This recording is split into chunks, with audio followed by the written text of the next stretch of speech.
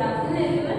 तो last class में हमने क्या पढ़ा था? वेव ना, वेव में वेव क्या क्या होता है, एक बार फिर से हम अच्छे से रिवाइज करते हैं क्योंकि थोड़ा अच्छा टॉपिक है। ओके,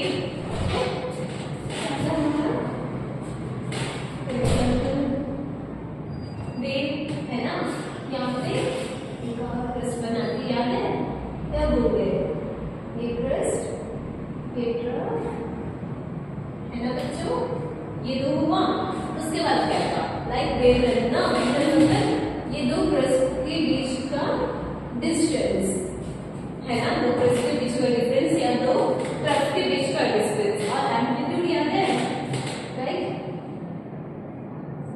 इसकी हाइट, जो मैक्सिमम हाइट एक फेज जा सकती है उसे कहेंगे हम एम्पलीट्यूड। ओके, तो पहले ये देखते हैं। ओके, यहाँ पे सिर्फ वेवलेंथ, ये जो लैम्डा है इसका एक इक्वेशन है c बाई न्यू। न्यू अच्छे से बनाना, राइट? हाँ, ये c बाई न्यू। अब न्यू क्या है? न्यू हमारा फ्रीक्वेंसी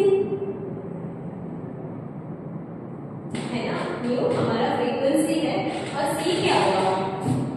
c क्या होगा? c स्पीड ऑफ लाइट या वेलोसिटी ऑफ लाइट कितना होता है भाई? 3 into 10⁸ मीटर पर सेकेंड। याद है, याद रखना चाहिए, ये बहुत इंपॉर्टेंट है। 3 into 10⁸ बहुत अच्छे से याद रखो। अभी बहुत कुछ कांस्टेंट वगैरह आने वाले हैं तो ये सब याद रखना चाहिए क्योंकि बहुत इंपॉर्टेंट टर्म्स है। लाइक हमारा वो कॉन्सेप्ट में हुआ था लाइक 6.022 into 10⁻23 पार्टिकल्स है ना, तो इसमें बहुत ऐसे, उसमें तो सिर्फ एक ही था है ना, उसमें तो सिर्फ एक ही करके पढ़ने के लिए। यहाँ पे क्या है, यहाँ पे बहुत कुछ आने वाला है तो ये अभी से ही पढ़ो। ओके, ये हो गया। या फिर ऐसे भी लिख सकते हैं ना, nu equal to c by lambda. ये हुआ। अब लैम्डा एक और वेव है, वेव नंबर। वेव नंबर कुछ नहीं है, reciprocal of wavelength. Wave number क्या है यहाँ पे? इसे रिप्रेजेंट करते हैं ऐसे, इक्वल टू 1 बाई वेवलेंथ। हो गया। इसमें भी कुछ कंफ्यूजन है नहीं ना, इसमें भी कुछ कंफ्यूजन तो नहीं है ना, फाइन। उसके बाद क्या था? फ्रीक्वेंसी हो गया था, एम्पलीट्यूड हो गया था, वेवलेंथ हुआ, ये सब हुआ। और वेवलेंथ हुआ, फ्रीक्वेंसी हुआ, वेव नंबर हुआ, एम्पलीट्यूड हुआ, फाइन। अब देखो पिछली क्लास में हमने ये पढ़े थे ना रुदरफोर्ड मॉडल, उसमें क्या था? उनका थोड़ा थोड़ा कंफ्यूजन देख लेते हैं बहुत, क्योंकि यहाँ पे 3 मॉडल आने वाले हैं। पहले तो थॉमसन एटॉमिक मॉडल, उसमें क्या था? प्लम पुडिंग मॉडल, याद है? प्लम पुडिंग मॉडल उसमें क्या था?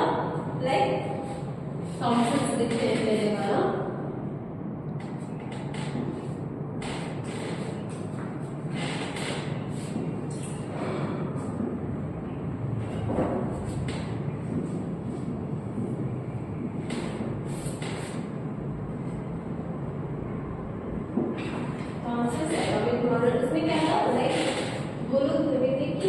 वाटरमेलन के जैसे होते हैं एटम, मतलब क्या?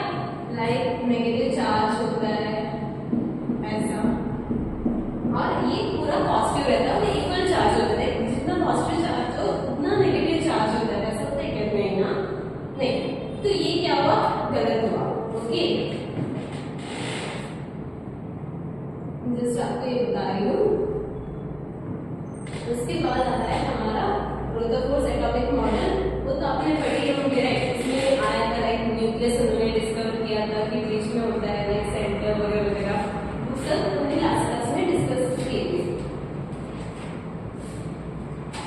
उसमें क्या था? लाइक रुदरफोर्ड की रिकॉर्डिंग क्या था कि ये जो हमारा न्यूक्लियस उन्होंने डिस्कवर किया और वो बता रहे थे कि लाइक इलेक्ट्रॉन रिवॉल्व करता है और ऐसे आपके न्यूक्लियस में गिर जाता है। ऐसा तो नहीं होता, ऐसा तो नहीं होता है ना। लाइक वहां पे क्या होता है? एक इलेक्ट्रॉन रहता है और वो आपके आगे आगे इस न्यूक्लियस में गिर जाता है। ओके,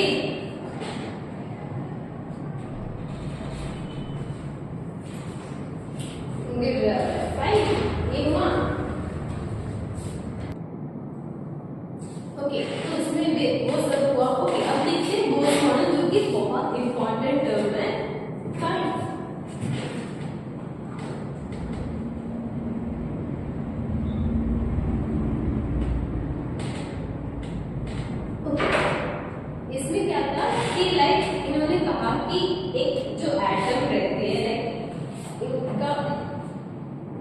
लाइक उनमें से क्या था कि सब equal number of protons, neutrons, electron रहता है। न्यूक्लियस बिल्कुल सेंटर में होता है और यहाँ पे न्यूक्लियस बिल्कुल सेंटर में होता है। और एक बात है कि लाइक ये जो ऑर्बिट होता है वो एंगुलर मोमेंटम का इंटीग्रल मल्टीपल होता है, लाइक h/2 और h क्या है हमारा, h यहाँ पे लिखते हैं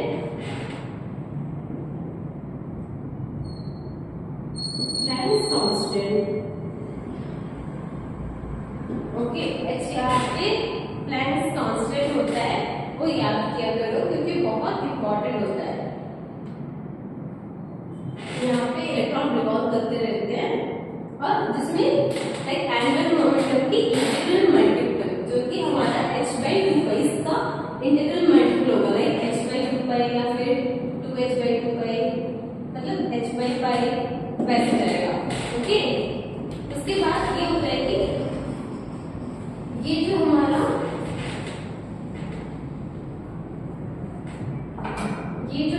ऑर्बिट है जिसमें इलेक्ट्रॉन रिवॉल्व करते हैं उसे कहेंगे हम ground state.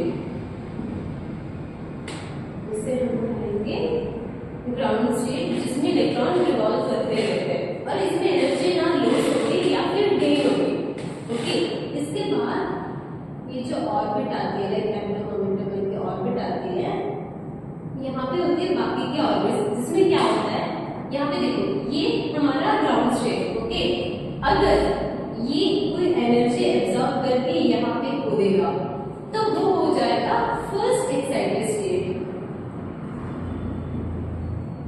First excited state इसमें ज्यादातर बताती हूँ लेकिन अभी जैसे बता रही हूँ, ये होगा हमारा फर्स्ट एक्साइटेड स्टेट। अगर ये फर्स्ट एक्साइटेड स्टेट है तो ये क्या होगा सेकंड एक्साइटेड स्टेट। यहाँ पे n का वैल्यू कितने है ग्राउंड स्टेट में, n इक्वल टू 1 होता है। फाइन, यहाँ पे ग्राउंड स्टेट में n इक्वल टू 1 होता है, फर्स्ट एक्साइटेड स्टेट में n equal to 2, n equal to फिर ऐसा जाता जाएगा। फाइन, उसके बाद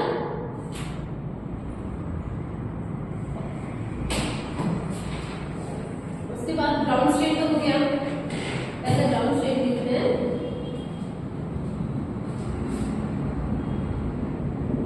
द इलेक्ट्रॉन्स रिवॉल्व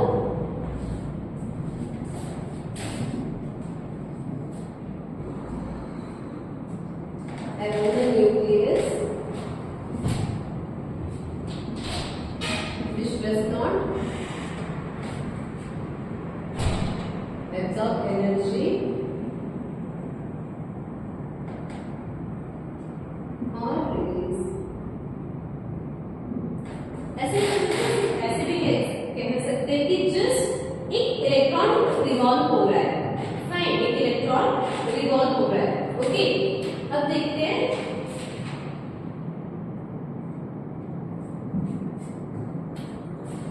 एक और बात है यहाँ पे,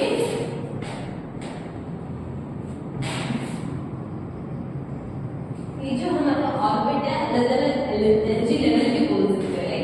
इसका एक अलग अलग एनर्जी लेवल होता है, इसमें एक एनर्जी लेवल, इसमें एक एनर्जी लेवल, इसमें एक एनर्जी लेवल, तो वो भी डिफरेंट करता है, डिफर करता है एक दूसरे से। फाइन, यहाँ पे क्या होता है, लाइक हमारा इलेक्ट्रॉन था है ना, यहाँ पे क्या था इलेक्ट्रॉन था। ओके, अब ये कहाँ पे, ये हमारे ग्राउंड स्टेट में।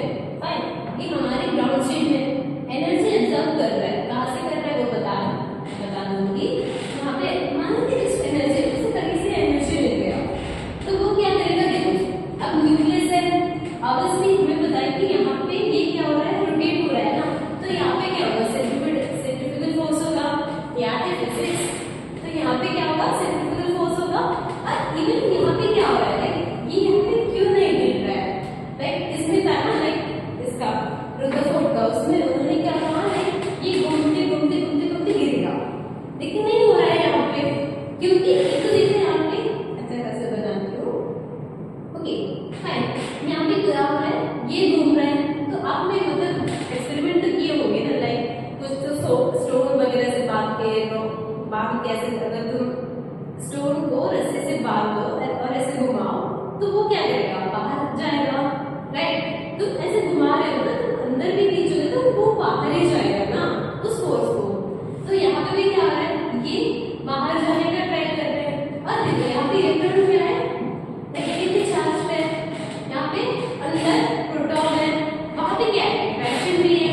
मतलब यहाँ पे दोनों में हो रहा है, अट्रैक्शन भी हो रहा है, attraction between nucleus and electron, वो भी हो रहा है। उसके बाद क्या हो रहा है, यहाँ पे सेंट्रीफ्यूगल फोर्स भी एक्ट कर रहा है ना। लाइक हमारा सोलर सिस्टम है, फॉर एग्जाम्पल हमारा सोलर सिस्टम है, वो बाहर भी जाना चाहता है, लेकिन अंदर का अट्रैक्टिव फोर्स भी है, रिपल्सिव फोर्स है, इसकी वजह से वो अच्छी तरह एक एनर्जी लेवल पे घूम रहा है। ऐसे मान लो सोलर सिस्टम फॉर एग्जाम्पल, वही इसे मानो कि अर्थ को थोड़ा एनर्जी मिल गया, मानो कि अर्थ को थोड़ा एनर्जी मिल गया, क्या होगा, वो वहां से नेक्स्ट ऑर्बिट, जो भी हमारा नेक्स्ट प्लैनेट है, वहां जाएगा।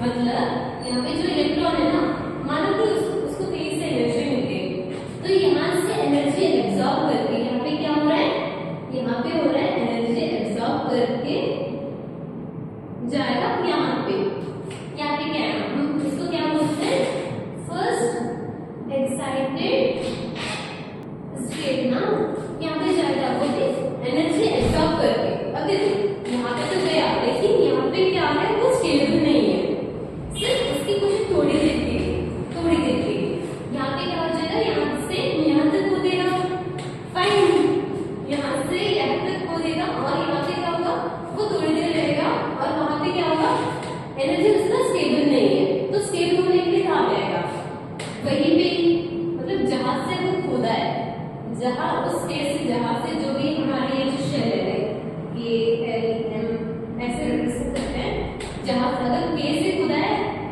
है एल तक, और वहां से जाएगा फिर से के तक, या फिर एल से कूदा है एम तक, वहां से जाएगा एल तक, जहां से भी वो कूदा है वहीं पे लौट के आ जाएगा।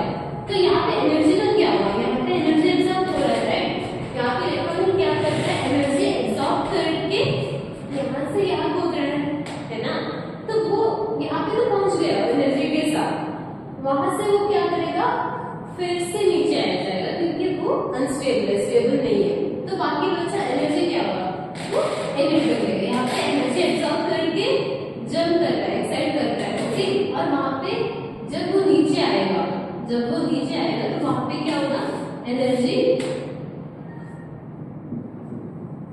एमिट करता है, फाइन। इसमें कुछ डाउट है, लाइक न्यूक्लियस था, यहाँ पे रिवॉल्व कर रहा है according to the angular momentum h/2π, उसके हिसाब से, फाइन। उसके बाद क्या हो रहा है, लाइक जो भी इलेक्ट्रॉन जो भी रिवॉल्व कर रहा है, उससे पहले वो स्टेट में रहेंगे ग्राउंड स्टेट, अगर वो और एनर्जी एब्जॉर्ब करके जो भी शेल में जा रहा है, वो होगा first excited state, second shell में जा रहा है तो second excited state, first excited state किस हिसाब से, ग्राउंड स्टेट के हिसाब से, ओके। ग्राउंड स्टेट का एन वैल्यू कितना होगा, ग्राउंड स्टेट का एन वैल्यू होगा 1, फर्स्ट एक्साइटेड स्टेट का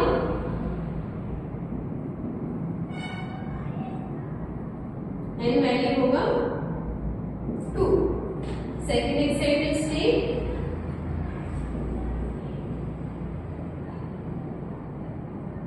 एन का वैल्यू होगा 3, ओके। ये ऐसे ही जाता जाएगा, और जब भी वो ग्राउंड स्टेट से एक्साइटेड स्टेट में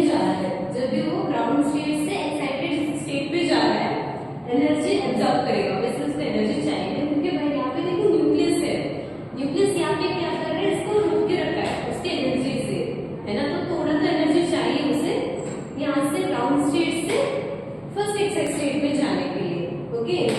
और यहाँ पे उसके बाद क्या हो रहा है, यहाँ पे स्टेबल नहीं है, वहां से ऊपर से नीचे गिर रहा है, वो भी एनर्जी इमिट करके, ओके।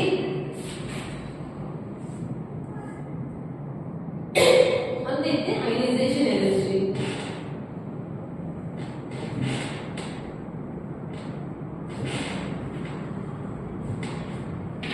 यहाँ पे छोटा सा टॉपिक है आयनाइजेशन एनर्जी, लेकिन अब इस चैप्टर में अच्छे से पढ़ेंगे। यहाँ पे जस्ट आपको बताती हूँ आयोनाइजेशन एनर्जी क्या होती है।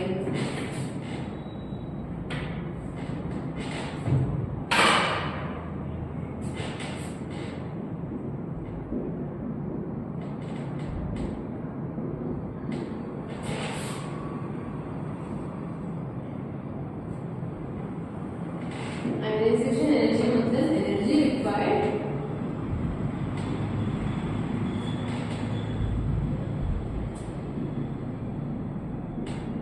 to remove an electron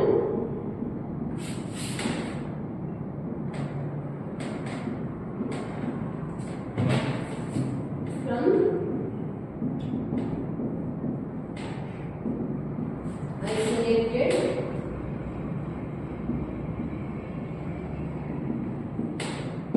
gaseous atom। मतलब सिंपल सी बात करते हो, मतलब एक एटम है वो भी gaseous atom, isolated gaseous atom. क्यों? क्योंकि अगर मान लो कि वो सॉलिड में, तो वहां पे क्या होगा, लाइक हमको पता है ना, मान लो ये इलेक्ट्रॉन है, यहाँ पे भी इलेक्ट्रॉन है, ओके। अब क्या होगा, यहाँ पे इलेक्ट्रॉन दे दे, ये इलेक्ट्रॉन ये न्यूक्लियस में अट्रैक्ट करेगा, है ना, और यहाँ पे जो ये भी मतलब यहाँ पे अट्रैक्शन ज्यादा होगा, लेकिन ये भी इफेक्ट करेगा यहाँ पे। तो यहाँ पे क्या होगा, इस इलेक्ट्रॉन को भी इस न्यूक्लियस का दोनों का भी एनर्जी यहाँ पे क्या कर रहा है, डिस्ट्रीब्यूट हो रहा है, और इस इलेक्ट्रॉन को भी क्या हो रहा है, ये तो अट्रैक्ट करेगा ही, ये भी करेगा, ओके। तो यहाँ पे दोनों न्यूक्लियस का फायरिंग चल रहा है ना इस इलेक्ट्रॉन पे।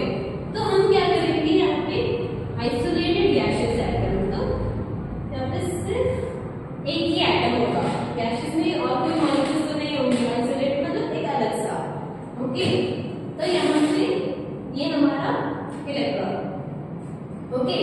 अब देखते हैं कि इस इलेक्ट्रॉन को इस न्यूक्लियस से बहुत दूर ले जाने के लिए जितना एनर्जी चाहिए उसे कहेंगे आयोनाइजेशन एनर्जी, मतलब energy required to remove an electron from this gaseous atom, from isolated, इसने चलिए फ्रॉम आइसोलेटेड गैसियस एटम। कितना एनर्जी चाहिए एक इलेक्ट्रॉन को एक एटम से बाहर निकलवाने के लिए, ओके। ये हुआ, समझ में आया। और लिखते हैं जस्ट, ये भी लिखते हैं कि separation energy,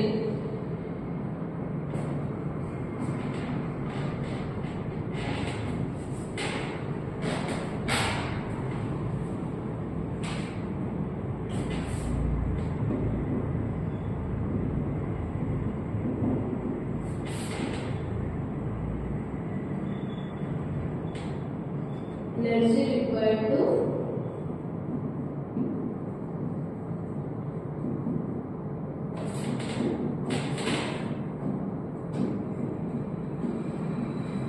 remove an electron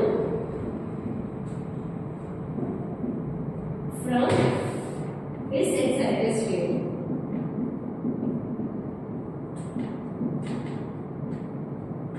वाह, कितनी एनर्जी चाहिए। एक बात बताओ, ionisation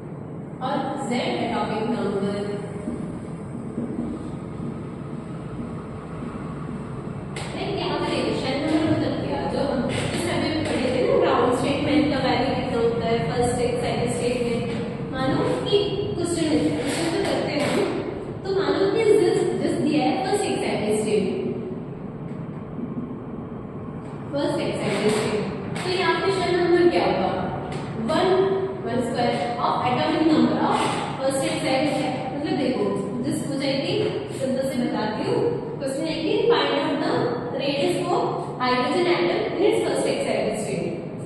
okay, first excited state है.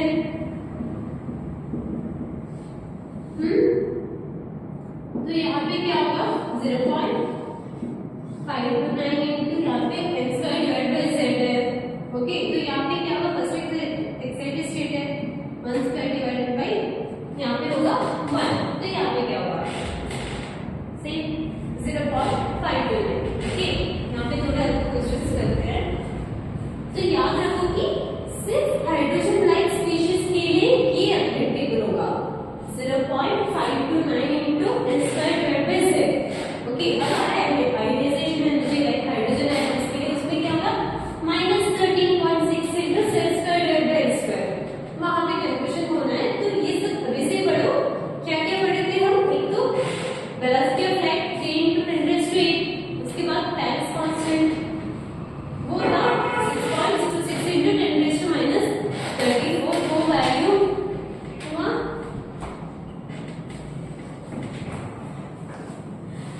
उसके बाद अब आ रहा है रेडियस. तो यहाँ पे क्या हो रहा है सिर्फ हाइड्रोजन एंड एटम्स के लिए ये इक्वेशन एप्लीकेबल है. किसी और में मैं डाल दे लाइक फॉर एग्जांपल उन्होंने हीलियम का पूछा तो यहाँ पे नहीं एप्लीकेबल होगा. उसमें क्या चाहिए उनको? क्या चाहिए? सिर्फ एक इलेक्ट्रॉन चाहिए. उस एक इलेक्ट्रॉन का ही हम रेडियस निकाल सकते हैं. ओके, ऐसा क्यों? तो कुछ तो नहीं पता, देखते हैं. फाइन, यहाँ पे क्वेश्चंस करते हैं. एक दो क्वेश्चंस मैं आपको होमवर्क भी दे देती हूँ तो आप करो. उसके बाद देखते हैं. ओके, नेक्स्ट क्लास में इसका आंसर्स डिस्कस करते हैं. पहले यहाँ पे दो क्वेश्चंस करते हैं. ओके, तो पहला इजीएस्ट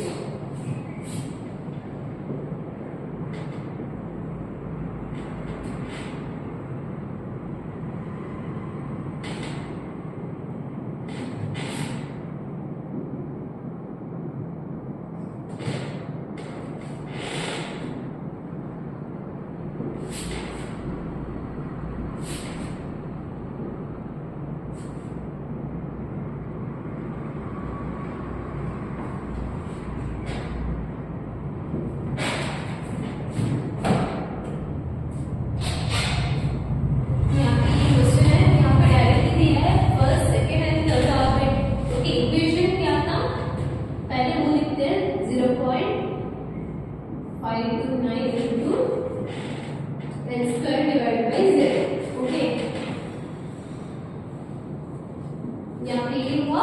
अब ये करते हैं पहला रेडियस फर्स्ट ऑर्बिट का. तो यहाँ पे क्या होगा 0.529 into यहाँ पे n स्क्वायर क्या है और किसमें हाइड्रोजन. तो यहाँ पे z क्या होगा?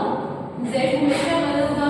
ओके, अब n1 फर्स्ट ऑर्बिट के केस में यहाँ पे n स्क्वायर डिवाइडेड बाय 1 ये हो गया क्या है 0.529. फाइन, इसके बाद r2 तो 0.529 into यहाँ पे क्या होगा n स्क्वायर ना सेकेंड ऑर्बिट. तो यहाँ पे क्या होगा 2 स्क्वायर 4 डिवाइड बाय 1. या सॉल्व करो.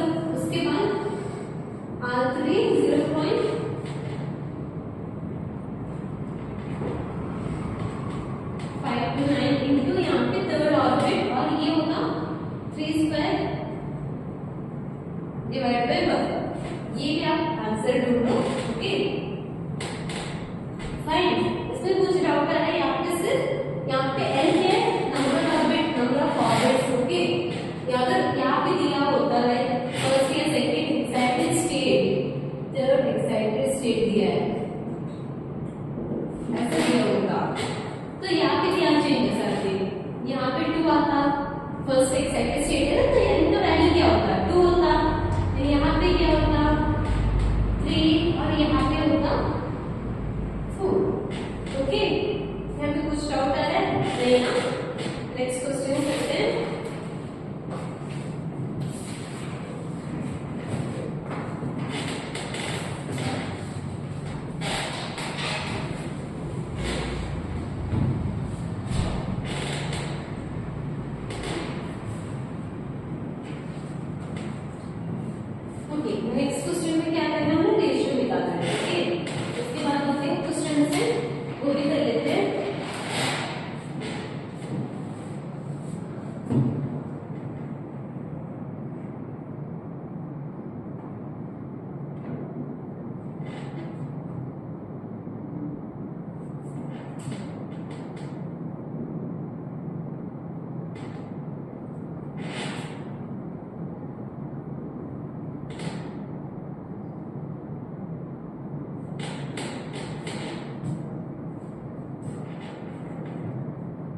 ratio of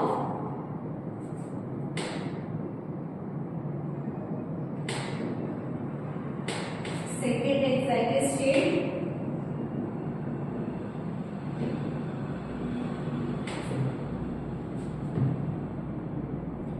ओके यहाँ पे क्या निकालना है calculate the radius ratio of second excited state of hydrogen and first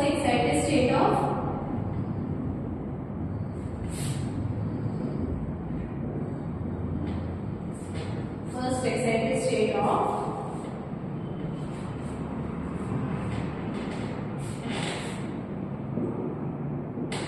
ये हुआ।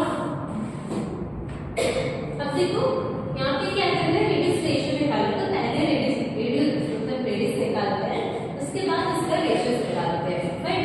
तो पहले किसने बना हमारा इक्वेशन होते हैं वो याद करना जरूरी है 0.59 into n square divided by z या z square divided by n square नहीं ना n square divided by z है fine.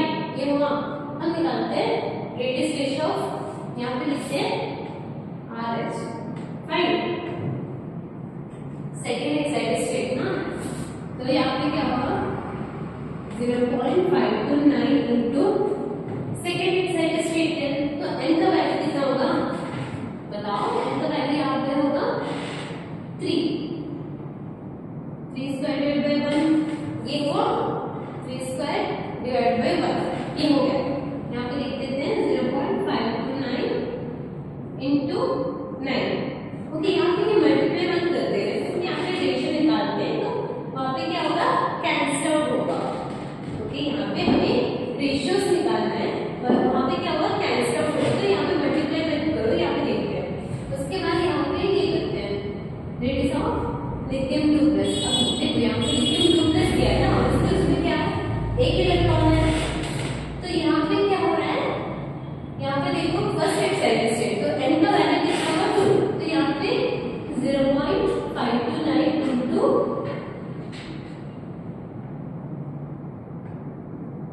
2 square divided by lithium है तो लिथियम क्या होगा हाइड्रोजन हीलियम लिथियम हमारा z याद है हमारा z क्या है एटॉमिक नंबर है लिथियम के एटॉमिक नंबर होगा यहाँ पे 3 तो यहाँ पे क्या हो जाएगा 0.529 into 4 divided by 3 अब क्या यहाँ पे ये यहाँ पे ये अब रेशियो निकालने हैं ना क्या होगा 0.529 into 9 divided by 0.529 into 4/3 हुआ। अब ये देखो यहाँ पे कैंसिल हुआ ये दोनों अब इसका इक्वेशन क्या होगा क्या आ जाएगा राइट 9 into 3/4 27/4 ये हमारा सिंपल रेशियो है। समझ में आया ना इसे बताऊं बताती हूँ। यहाँ पे देखो क्या दिया है radius ratio of second excited state of hydrogen and first excited state of lithium 2+ okay. यहाँ पे क्या हुआ रेडियस की इक्वेशन हमने लिख दिया उसके बाद पहला हाइड्रोजन का ले लेते हैं ओके। यहाँ पे देखो 0.529 into 3 square क्यों सेकंड एक्साइटेड स्टेट है ओके। यहाँ पे सेकंड एक्साइटेड स्टेट इसके यहाँ पे 3 square है ओके। यहाँ पे 9 आया और यहाँ पे हमने कैंसिल आउट नहीं किया तो फिर हम यहाँ पे रेशियोस निकालते हैं ओके। इसके बाद रेडियस ऑफ लिथियम 2+ इसमें क्या होता है इसमें क्या होगा इसमें लिथियम 2+ तो Z ऑब्वियसली 3 होगा एटॉमिक नंबर 3 है लिथियम का हाइड्रोजन हीलियम लिथियम ओके। यहाँ पे हमने 3 ले लिया उसके बाद n square कितना आएगा यहाँ पे फर्स्ट एक्साइटेड स्टेट का यहाँ पे क्या था फर्स्ट एक्साइटेड स्टेट का ओके। तो यहाँ पे क्या है n का वैल्यू 2 square यहाँ पे 4/3 RH by R light 2+ gives ऐसे कर दिया यहाँ पे 0.529 कैंसिल आउट कर दिया 9/4/3 आ गया वहाँ पे 9 into 3/4 27/4 को रेशियो आ गया तो RH divided by gives 5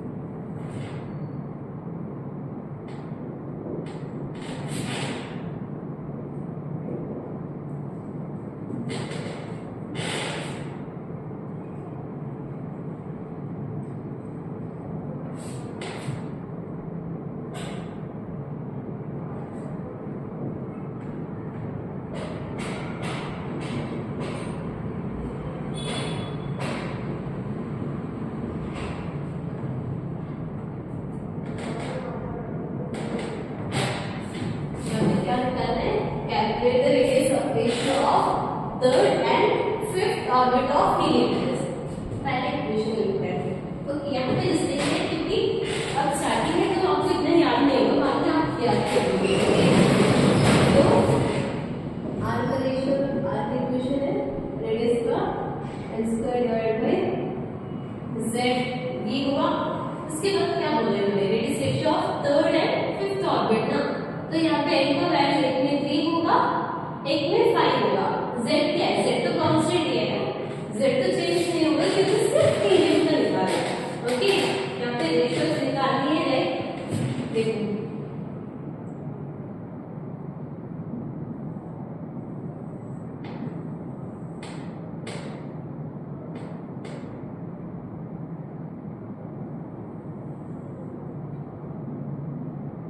इस ये जो थर्ड ऑर्बिट है,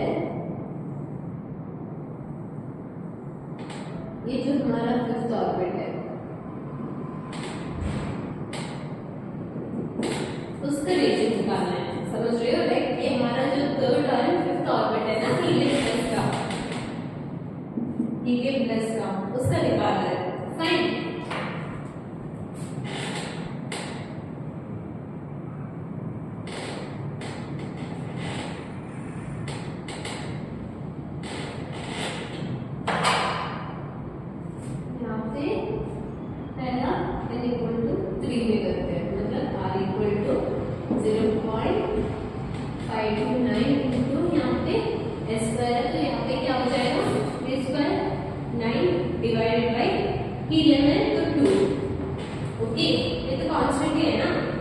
उसके बाद n इक्वल टू 5, तो क्या हो जाएगा, r equal to 0.529 into 0.529 into, यहाँ पे क्या होगा, फिफ्थ ऑर्बिट है तो स्क्वायर क्या हो जाएगा 25 डिवाइड बाई 2, 5, यहाँ पे क्या आ रहा है 25 डिवाइड बाई 2, ये हो गया। तो देखिए ये तो कैंसिल आउट हो रही है और ये भी कैंसिल आउट हो जाएंगे, तो बाकी बचा आंसर क्या आ जाएगा। स्टेप बाय स्टेप करते हैं ताकि आपको कंफ्यूजन ना हो जाए। ओके, यहाँ पे क्या होगा, r इक्वल टू 0.529 इंटू 9/2, ये हुआ, ये किसका, r3 का, डिवाइडेड बाय r5 है ना, इक्वल टू 0.529 इंटू 25/2, ये क्या कैंसिल हुआ, ये हो जाएगा। ओके, यहाँ पे क्या आ जाएगा, ये दोनों कैंसिल हुआ तो r3/r5 इक्वल टू 9/25 है ना, सही आ रहा है ना, कुछ गलत है नहीं। यहाँ पे ये क्या हो जाएगा 9/2 इंटू 2/25 ना, 9/25 भी आ जाएगा यहाँ पे। वाह, इसमें भी कुछ डाउट नहीं है। ओके, तो नेक्स्ट क्वेश्चन में जाते हैं।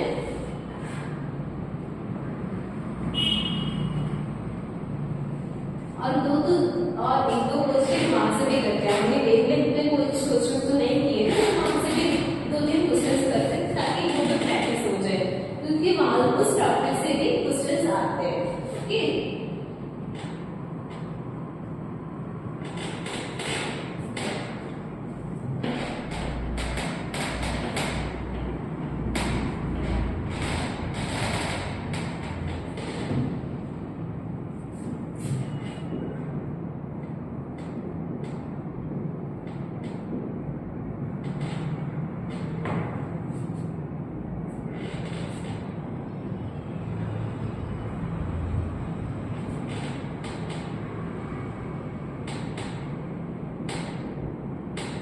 calculate the radius ratio of second orbit of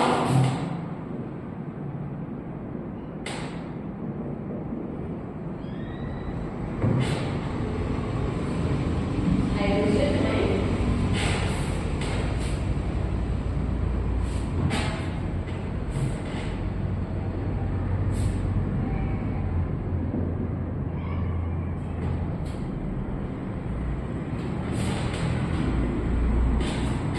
ये हमारा क्वेश्चन है, calculate the radius ratio of second orbit of hydrogen and third orbit of lithium 2+। तो पहले निकालते हैं, याद है equation 0.529 into n² divide by z। ठीक, यहाँ पे ये हुआ। अब सेकंड ऑर्बिट का निकालते हैं, तो क्या होगा 0.529 इंटू, यहाँ पे सेकंड ऑर्बिट है तो इसका वैल्यू होगा 3, नहीं भाई, वो सेकंड एक साइड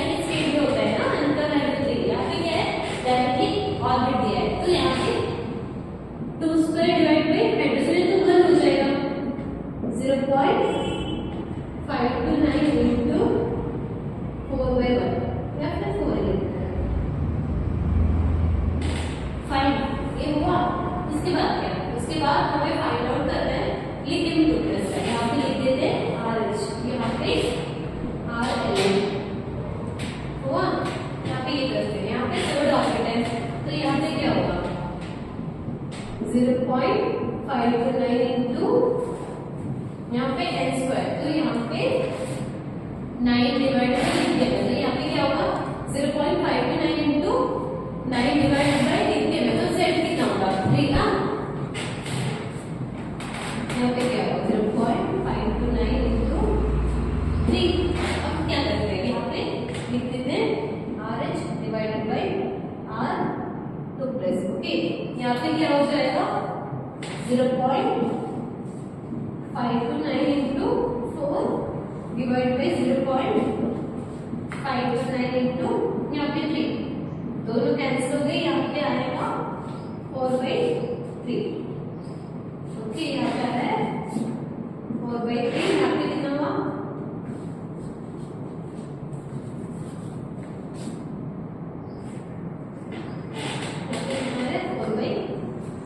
4/3।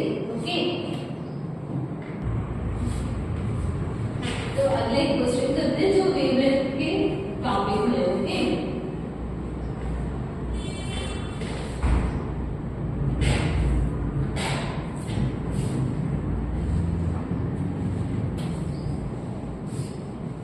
ये थोड़े इंपॉर्टेंट क्वेश्चन है क्योंकि ज्यादातर पूछे जाते हैं क्वेश्चन, तो करते हैं।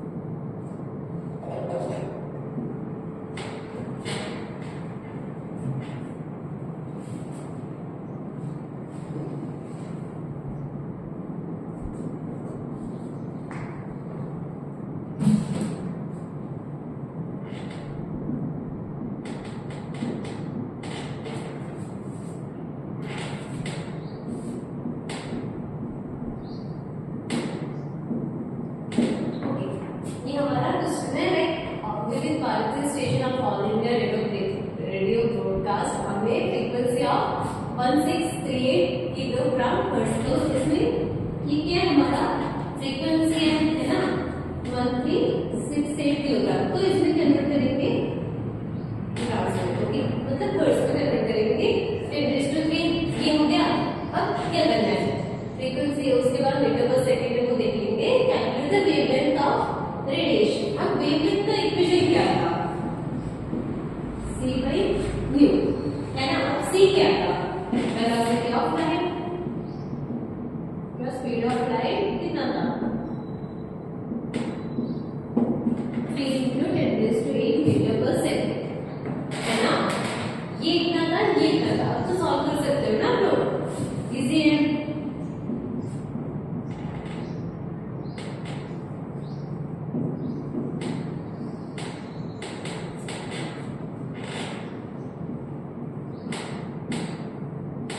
ओके, इसको सॉल्व करो और नेक्स्ट क्लास में बताओ कि इसका आंसर क्या आता है।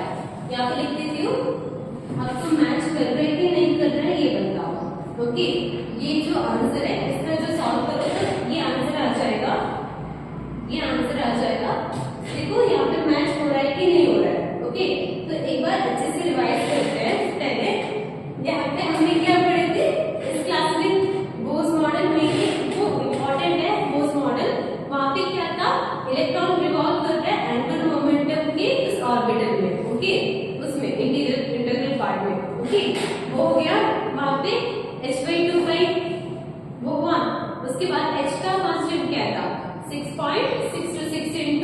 10⁻34 वो याद रखो, क्योंकि अब जो आने वाला है उसमें बहुत इंपॉर्टेंट है वो कांस्टेंट। लाइट का कांस्टेंट 3 × 10⁸ मीटर पर सेकेंड वो हो गया।